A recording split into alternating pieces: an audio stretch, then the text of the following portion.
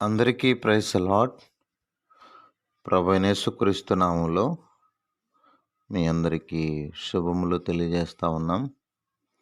ప్రియ దేవుని బిడ్డలారా, రండి ఈ సమయంలో దేవుని వాక్యం దగ్గరకు వస్తాం. దానియేలు గ్రంథము 6వ అధ్యాయము 25వ వచనాన్ని చదువుతున్నాను. మీకు క్షేమాభివృద్ధి కలుగునుగాక.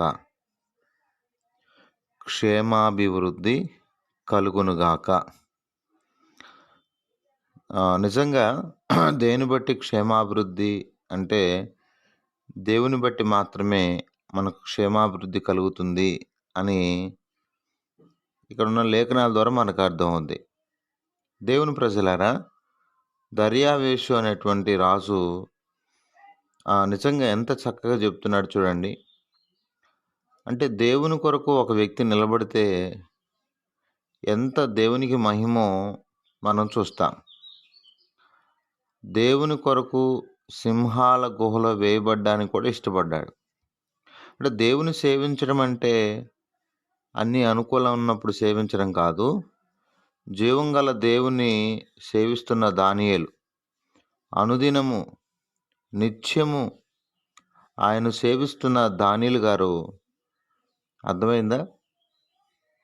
మరి పరిస్థితులను బట్టి మారిపోలేదు, కానీ దేవుని సేవించుటలో ఆయన లీనమయ్యాడని చెప్తున్నాను. మరి పరిస్థితులు తారుమారు అవుతున్నాయి. మరి అయినప్పటికీ కూడా పరిస్థితులు ఎలా ఉన్నా దానియేలు గ్రంథం 6వ అధ్యాయం, దానియేలు గ్రంథము 6వ అధ్యాయము 10వ వచనం, ఇట్టి శాసనము సంతకము చేయబడిన దానియేలు తెలుసుకునేను. అతడు తన ఇంటికి వెళ్ళి యథాప్రకారము అనుదినము ముమ్మారు మోకాలుని తన ఇంటి పైగది కిటికీలు యెరూషలేము తట్టు తెరబడి ఉండగా తన దేవునికి ప్రార్థన చేయొచ్చు ఆయనను స్తుతించుచూ వచ్చెను. అంటే అనుదినము ముమ్మారు అంటే దేవుని ప్రజలారా, దేవుడు తన ప్రజలను విడిచిపెట్టేవాడు కాదు. అయితే మరొక శాసనం వచ్చింది. 12వ వచనం, రాజు సముఖమునకు వచ్చి శాసన విషయమును బట్టి, రాజా, 30 దినముల వరకు నీకు తప్ప మరి ఏ దేవునికైనా మానవునికైనా ఎవడు ప్రార్థన చేయకూడదు, ఎవ్వరికి చేయకూడదు. నెల రోజులు. అర్థమైందా? అయినప్పటికీ కూడా దానియేలు మాత్రం అనుదినము ముమ్మారు ప్రార్థన చేయడం మానట్లేదు. పరిస్థితులు బాగాలేవు. మనం అన్నీ బాగున్నా కానీ ఇప్పుడు మోకరించాలంటే మన వల్ల కావట్లా. అక్కడ అన్ని పరిస్థితులు బాగాలేవు, అయినా ప్రార్థన. అంటే మనకు భక్తులకు తేడా ఏంటంటే, మనం అన్నీ ఉన్నప్పుడు ఏమి చేయము. మనకేదైనా బాగాలేకపోతే చేస్తాం, మనకేదైనా సమస్య ఉన్నప్పుడు చేస్తాం, మనకేదైనా మన అవసరాలకు చేస్తాం. అంతేగాని ప్రభు నిమిత్తం ఏదైనా చేద్దామంటే కష్టమే. కాబట్టి ఇక్కడ చూడండి, అనుదినము నిజంగా నా ప్రియ దేవుని బిడ్డలారా, 13వ వచనం, అందుకు వారు చెరపట్టబడిన యూదుల్లోని ఆ దానియేలు, నిన్నే గాని నువ్వు పుట్టించిన శాసనమే లక్ష్యపెట్టక అనుదినము ముమ్మారు ప్రార్థన చేయుచున్నాడనిరి. ముమ్మారు కాబట్టి దేవుని కోసం నిలబడితే దేవుడు మన కోసం నిలబడ్డా. నిజమే, చెప్పుకోవడానికి చాలా బాగుంటాయి, కానీ అది క్రియల్లోకైనా కనబడితే ఆ మనుషుడు ధన్యుడు. ఆ మనుషునికి పరలోకంలో చాలా బహుమానం ఉంది. ఎప్పుడైతే అలా నిలబడ్డాడో, ఇక రాజులు అందరు చూస్తున్నారుగా. ఇదే ఎందుకంటే 4వ అధ్యాయంలో కూడా తన ప్రజలు, తన భక్తులు నిలబడ్డప్పుడు నెబుకద్నెజరు కూడా ఇలానే అంటాడు. నెబుకద్నెజరు కూడా చక్కగా దానియేలు విషయంలో రండి 4వ అధ్యాయము 1వ వచనం, రాజుకు నెబుకద్నెజరు లోకమంతటా నివసించు సకల జనులకును దేశస్థులకును ఆయా భాషలు మాట్లాడు వారికి ఇలాగూ సెలవిచ్చున్నాను, మీకు క్షేమాభివృద్ధి కలుగునుగాక. మహోన్నతుడగు దేవుడు నా ఎడల చేసిన అద్భుతములు సూచక్రియలను మీకు తెలియజేయుటకు నాకు మనసు కలిగును. ఆయన సూచక్రియలు ఎంతో బ్రహ్మాండమైనవి. ఆయన అద్భుతములు ఎంతో ఘనమైనవి. ఆయన రాజ్యము శాశ్వత రాజ్యము. ఆయన ఆధిపత్యము తరతరములో నిలుచును. అంటే దేవుని బిడ్డలారా, ఇక్కడ ఒక కళ భావాన్ని ఆయన చెప్పినట్టుగా మనం చూస్తున్నాం. అప్పుడు ఆ విషయంలో కూడా ఆహ్, నెబుకద్నెజరు కూడా ఇలాగే స్పందించి దేవుని ఘనపరుస్తాడు. ఆయన దాసుడైన దానియేలును ఘనపరుస్తాడు. 4వ అధ్యాయము 18వ వచనం. నీ యందు పరిశుద్ధ దేవతల ఆత్మ ఉన్నది గనుక నీవే దాన్ని చెప్ప సమర్థుడవంటిని. వింటున్నారా? పరిశుద్ధ దేవతల ఆత్మ ఉందని ఎప్పుడైతే గుర్తించాడో ఇప్పుడు ఆ ప్రజలందరికీ చెప్తున్నాడు, మీ అందరికీ క్షేమాభివృద్ధి కలుగునుగాక. అంటే దేవుని ద్వారానే మనుషులందరికీ క్షేమం కలుగుద్ది అన్న విషయాన్ని ఎవరు మర్చిపోకూడదు. అంటే దేవుని ద్వారా మానవులకి క్షేమాభివృద్ధి, అది ఏ రాజ్యానికైనా కావచ్చు. కాబట్టి రాజులు మాట మాత్రము ఏదో మాట సామెత అన్నప్పటికీ కూడా క్షేమాన్ని కలిగించేవాడు. అందుకే దావీదనే గొప్ప రాజు అన్నాడు. దావీదనే గొప్ప రాజు ఏమన్నాడు తెలుసా? ఈ రాజులు కాదు, దేవుని వెంబడించిన రాజు, దేవుని కొరకు బ్రతికిన రాజు, దేవుని కోసం ఈ భూమి మీద జీవించిన రాజు. ఆ రాజు ఏమన్నాడంటే 16వ కీర్తనలో 2వ చరణం, నీవే ప్రభుడవు, నీకంటే నాకు క్షేమాధారం ఏదీ లేదని యెహోవాతో నేను మనవి చేదును. కాబట్టి దేవుడే క్షేమాధారం. అది ఇది కాదు. కాబట్టి మనం దేవుని పక్షాన్ని నిలబడ్డప్పుడు అనేకులకి మనం క్షేమాన్ని కలిగిస్తాం. ఇది మాత్రం నిజమండి. అనేకుల్ని సరైన మార్గంలో నడిపించగలం, అనేకుల్ని కాపాడగలం.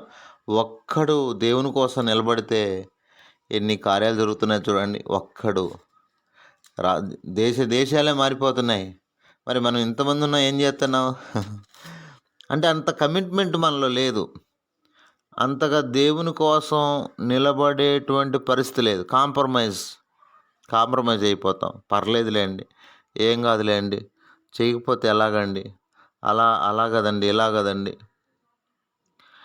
దేవుని ప్రజలారా, మనము జాగ్రత్త పడదాం. ఈ భూమి మీద దేవుని సేవించడం ఎంత భాగ్యం. దేవుని గాక తప్పు త్రోవలు వెళ్ళి ఏదేదో సాధించడానికి, సంపాదించడానికి అలాగైనా వచ్చినారనుకోండి, మన కుటుంబాలు దేవుని చేత తుత్తునీలుగా చేయబడతాయి. అలా కాదు, దేవుని సేవించడానికి వచ్చాం, దేవుని పూజించడానికి వచ్చాం, దేవుని ఘనపరచడానికి వచ్చాం. చూడండి, దానియేలే నెబుకద్నెజరు నోట దేవుణ్ణి ఎంత ఘనముగా పలికించగలిగాడు. ఆ దానియేలే దర్యావేషు నోట ఎంత గొప్పగా పలికించగలిగాడు.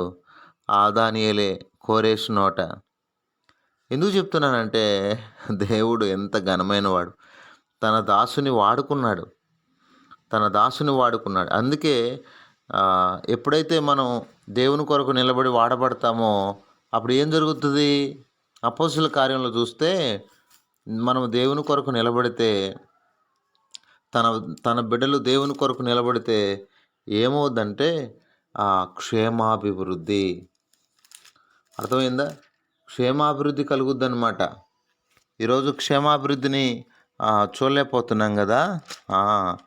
క్షేమాభివృద్ధి నేను చెప్తాను. అపోస్తలుల కార్యాలు ఎప్పుడైతే మనము రండి 6వ అధ్యాయము మొదటి చదువుదాం.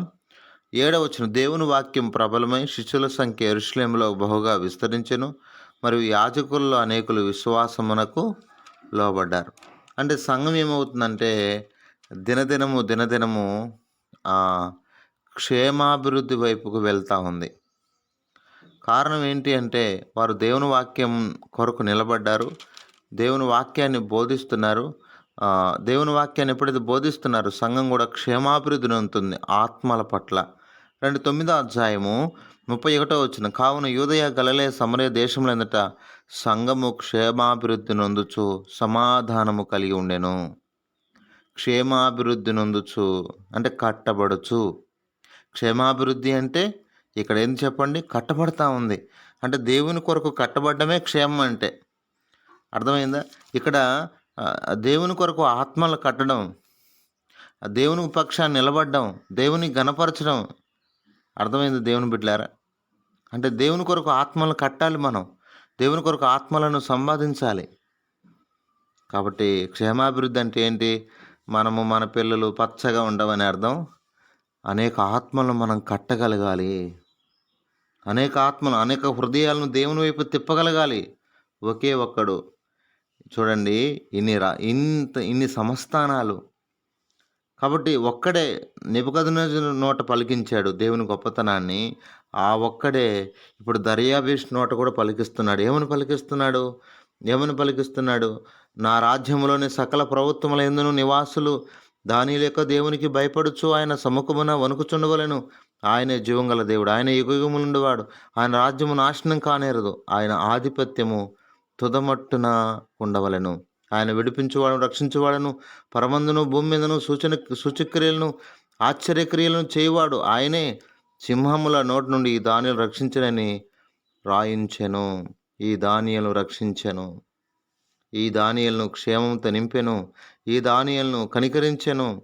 ఈ దానియేలును కాపాడెను.